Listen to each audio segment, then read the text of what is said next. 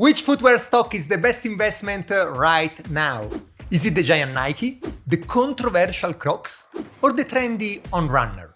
Everyone has an opinion, but we want objectivity, data. Today we are putting the 6 most interesting footwear brands, shoes to shoes, in a 5-round battle of the histograms charts to find the one undisputed value investing champion 2025. We did something similar 6 months ago with soft beverage companies. Celsius was the winner then, but by a significant margin, and today I'm proud to say we really nailed it. Celsius is up 160%, outperforming everything. So let's do the same with footwear stocks. If there are undervalued companies, we will find them. Then it's up to you to decide if you want to invest, risk your money or not. I'm just a small YouTuber trying to make a cool video I would also like to watch, not a financial advisor. If you lose your money, it's your fault. Let's start by introducing our 6 contenders. The first name that comes to mind thinking shoes is the undisputed champion Michael Jordan, Nike. By the way, in Italy we say Nike, and someone told me that in ancient Greek it's pronounced Nike, victory. Anyway, the stock ticker is NKE. Second, the most requested of the value investor community, Crocs. I'm really curious of this one. Next, the company that owns Hoka and Hug, Deckers Outdoor. Number 4, another trending brand, the Swiss superstar On Running. Then of course I want to include my personal favorite, the most comfortable for my feet, Birkenstock. Last spot I was thinking Skechers, but has been sold, so it's trading sideways at $33. Eliminated. Adidas is also interesting, but just half of its revenue comes from shoes. Eliminated. I decided to include a smaller American brand I've never tried personally, Wolverine. Quick recap so you can have a moment to make your choice. Which footwear stock is the best deal? Nike, Crocs, Deckers, On Running, Birkenstock, Wolverine. Take a moment, stop the video, make your choice. Even better, leave a comment so you help me out with the algorithm. Let's start by ranking them by the real price of each company, market cap plus debt. This first battle gives us an idea of how big these companies are. As you can see, Nike is way bigger. Even if its share price went down in the last couple of years, it's another category. Nike at 117 billion, it's 7 times bigger than Deckers in the second position, and on third, around 15 billion. I will make Nike go off the chart, literally, to zoom on the other competitors. Birkenstock is at 11 billion, Crocs is at 6 billion, last is Wolverine, just 3 billion. Again, Nike is another category, 10 times bigger than Birkenstock. Now, in theory, price should be directly related to sales, so we should have the same ranking on the second chart, trailing 12 months revenue. Indeed, Nike is again first with 46 billion, Deckers second with 5.1 billion, On with 3.3, Birkenstock with 2.4. Up to this point, they are following the price, but then we have Crocs, 4.1 billion. This is interesting because we already have an anomaly. Crocs sells more than Birkenstock and even more than On, but the company is valued at less than half the price. Isn't that strange? Let's talk about it, but first, let's finish. We are forgetting Wolverine, which is indeed last at 1.8 billion. By the way, it took me hours to make this chart, so please comment "nice chart, Adri," as encouragement. I wanted to visually see the price to sale ratio. Deckers is at 3:1, On and Birkenstock are more like 4 or 5:1, but then we have Crocs with the bars way closer to each other. Several reasons can explain this. For example, On and Birkenstock might be pricier because of fast growth, or maybe Crocs is cheaper because it's going bankrupt. We will soon check if that's the case, but first we need to look at the next chart, margins. At the end of the day, as value investors, we don't really care about sales. We buy a company because we want earnings, we want profit, or at least the promise of future profits, potential earnings. Since these companies are all part of the same sector, they should more or less have the same margins. Instead, they don't. Do you know who the operating margin winner is? It's a tight challenge, really hard to guess, so let me give you a hint by showing you the gross margins. If everything else is equal, high gross margins also mean their operation should be more profitable. Wolverine, for example, has only 44% gross margin, and it's also the last in operating margins, normalized at 7%. Nike, similar story. With gross margins of 46%, there is less potential for high operating margins, normalized at 12%. The rest are actually very similar, with potential margins around 20%.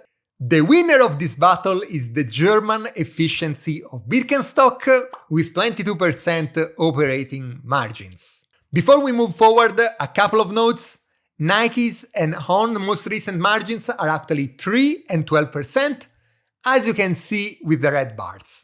However, when we value a company, we should always normalize margins. As you can see in this chart, Nike has historically been able to achieve margins around 12%. ON's margin, on the other hand, are already at 12% and trending higher quarter by quarter. Since they are investing a lot in growth, we should evaluate them considering future margin expansion. I'm using 17%, but they might go even higher considering the 60% gross margin. Anyway, Birkenstock wins this battle. Let's move to the next one. Price to earning potential. We multiplied sales with potential margins to get earnings potential, then we compare it with the price.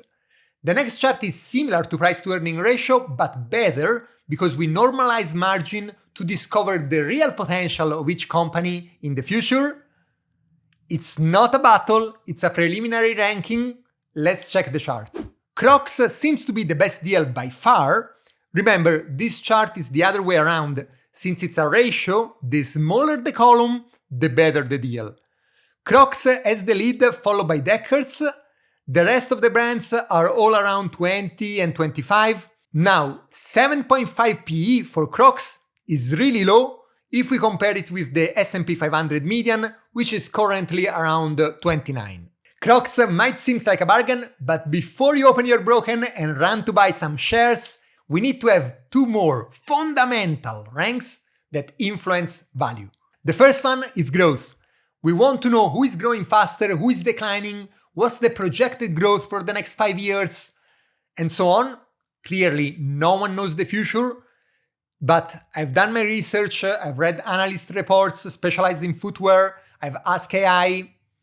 In general, the footwear market is completely saturated, growth is very slow, 4, 5, maybe 6% from now on. Basically, the only way a brand can grow in this sector is taking market share from competitors.